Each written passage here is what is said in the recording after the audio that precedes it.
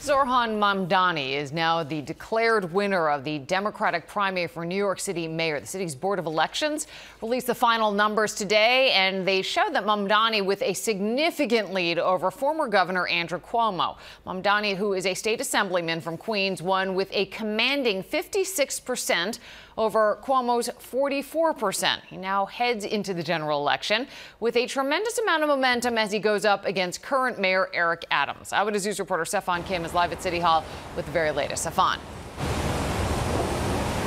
Well, Liz, there was never any doubt that Zohran Mamdani would be the Democratic nominee for mayor. The question was, after ranked choice voting, how wide would his margin of victory be? Meanwhile, President Trump is also paying attention to this race in Florida today. He had New York on his mind. The Democratic nominee for the city of New York, Zohran Mamdani! The full results of ranked choice voting results are now in, and it shows Assemblymember Zohran Mamdani clobbering Andrew Cuomo in the Democratic primary race for mayor. After just 3 rounds, Mamdani holds a 12-point lead, 56 to 44%. It was the most votes cast in a mayoral primary since 1989.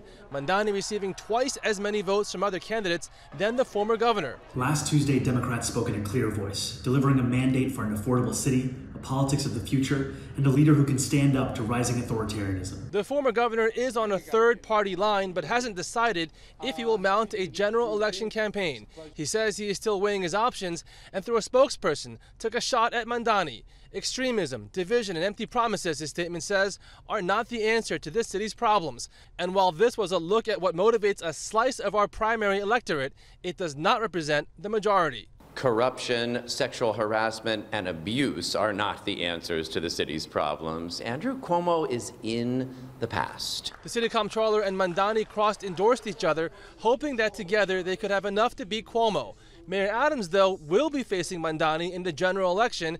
At a public safety announcement today, he pulled no punches. Experience over experiment. That's where we are right now.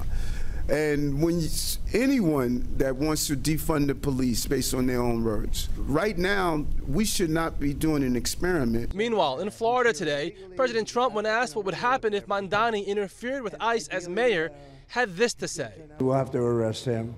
Look, we don't need a communist in this country, but if we have one, I'm going to be watching over him very carefully on behalf of the nation. Anyone that is an elected or not should never interfere with federal authorities carrying out their function.